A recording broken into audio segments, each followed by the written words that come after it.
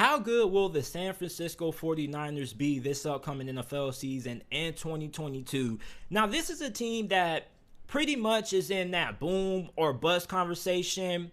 And it's really not because of their roster. It really just comes down to Trey Lance. You either have people who believe in Trey Lance, or you have people who believe that Trey Lance is going to crash and burn and that he's going to be a bust. I am somebody who is in the I believe in Trey Lance side of things. I just have a lot of faith in Kyle Shanahan as a play caller and as a head coach that he's going to be able to elevate Trey Lance. He's going to put Trey Lance in an offense that's going to minimize his weaknesses and maximize his strengths. And then you have a really good supporting cast around him. Your running back group is really good. You have Elijah Mitchell, who was the second best rookie running back in the league last year behind Najee Harris. Wide receiver is going to be Deebo Samuel and Brandon Ayuk. We already know what George Kittle brings to the table. He's one of the best tight ends in the game. Your offensive line is a little bit of a question mark. Offensive tackle, not so much, because you know what you get out of Trent Williams, one of the best left tackles in the league. You have Mike McGlinchey, who also is pretty good. Offensive guard, and your center position with the recent retirement of Alex Mack, I don't really know what to think about it, but you do have a couple of guys who some fans are high on, so we just have to see how the interior of that offensive line pans out. On the defensive side of things, you have defensive coordinator DeMeco Ryans returning, and I think that DeMeco Ryans, it's going to be a matter of time before he ends up becoming an NFL head coach, because the 49ers defense last year was pretty good. You have Nick Bosa, 15.5 sacks, Arik Armstead, 6.5 sacks, so your pass rush is still going to be there. I don't know what's going to happen with D Ford. Saw a rumor that said that he potentially could end up getting released there, but you do have a pretty good pass rushing duo there with Armstead and Bosa. Javon Kinlaw, it seems as if many 49ers fans have kind of already lost faith in him. They'll already chalk him up to be a bust. I still have a lot of confidence in Javon Kinlaw. I think that this finally could be the year that he ends up breaking out. Your linebacker position is one of the better groups in the NFL, led by linebacker Fred Warner, who is one of the best LBs in the game at the moment. Your cornerback position got better, and I have seen too many people say that, oh, JT, the 49ers secondary is awful. No, it is not.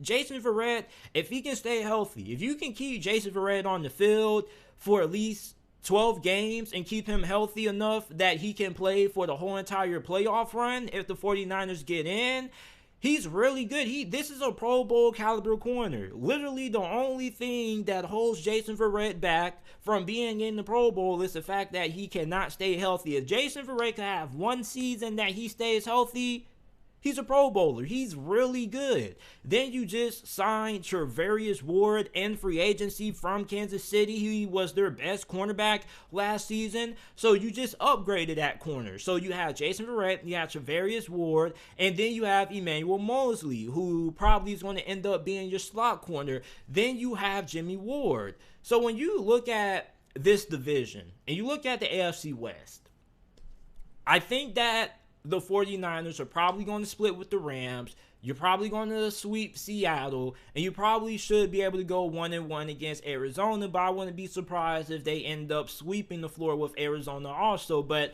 I'm just going to say that they split with the Rams and the Cardinals, and that you go ahead and you sweep Seattle. So that's what? That's 4 wins there? So you have 4 wins. Where are your other wins going to come from? Because looking at their schedule, I think that San Francisco could probably end up winning 10 games this year, and that's where I have them slated at. I have them slated to go 10-7, and this is a team that, even though their schedule is pretty tough, they do have some pretty tough games.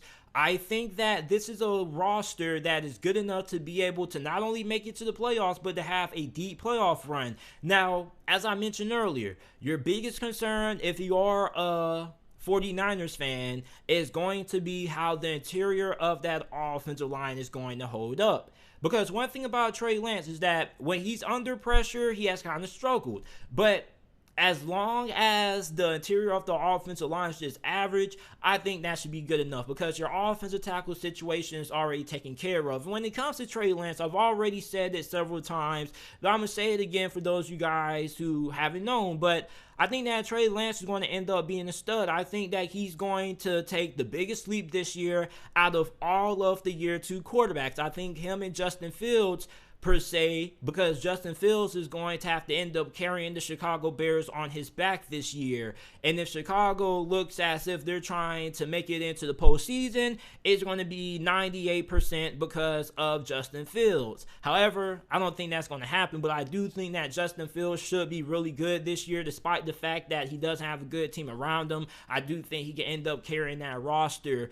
But if you look at Trey Lance, out of all of the other year 2 quarterbacks, he's probably in the best situation. Some people may say Mac Jones, but the reason why I'm going to go with Trey Lance is simply for the fact that he has a better supporting cast that he's going to be throwing the football to. You have Deebo Samuel coming off an all-pro year, looking for a new contract, and you do have Brandon Ayuk, who stepped up his game in the second half of last year, and George Kittle, who is either the best or second best tight end in the NFL behind Travis Kelce, or even better than Travis Kelce, depending on who you ask. So I don't see no reason why this team shouldn't be able to make it to the postseason.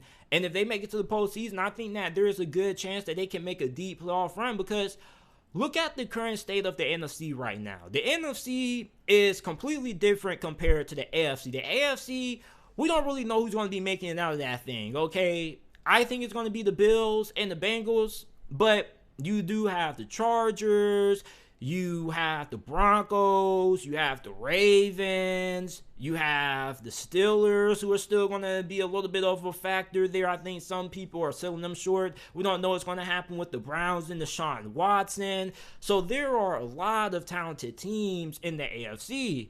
But when you look at the NFC, you know, not that much. You do know the Buccaneers, the Rams, the Packers are going to be there. So if you are a 49ers fan, why not San Francisco? San Francisco definitely has a good enough defense and a good enough offensive supporting cast.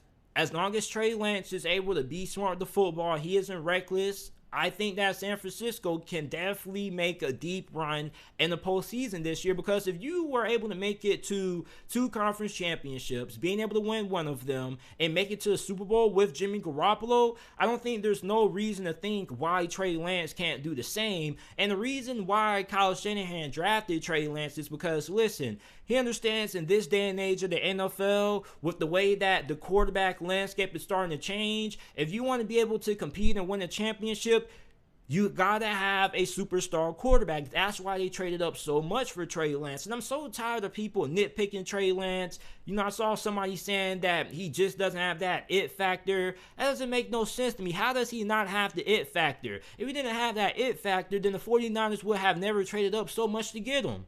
You get what I'm saying? It's just that the criticisms that I've heard about Trey Lance, they don't make any doggone sense. It's just the media just saying things just for clicks and views. If you had to give me a legitimate criticism about Trey Lance, it probably would be the fact that he wasn't that great under pressure last year. But he was only a rookie, and on top of that, he kind of had some injuries that he was dealing with that kind of hindered him as well. This year, he's going to be 100%. He's going to be more comfortable in Kyle Shanahan's offense. Kyle Shanahan is now going to have a better understanding of what works, what doesn't work, and the best ways to put Trey Lance in a situation to win. So I think the San Francisco 49ers are going to go 10-7 this year. I think they're going to make it to the playoffs, and I think they have a very good shot of being able to make a deep playoff run this year in 2022. So let me know how you guys are feeling about the San Francisco 49ers this upcoming NFL season. And I appreciate you guys for listening to this episode of the JT Sports Podcast. Remember that you can check out the podcast on every single podcasting platform: Spotify Podcasts, Google Podcasts, Apple Podcasts, wherever you get your podcast from. The JT Sports Podcast is available, and I appreciate you guys for listening to this episode of the JT Sports Podcast.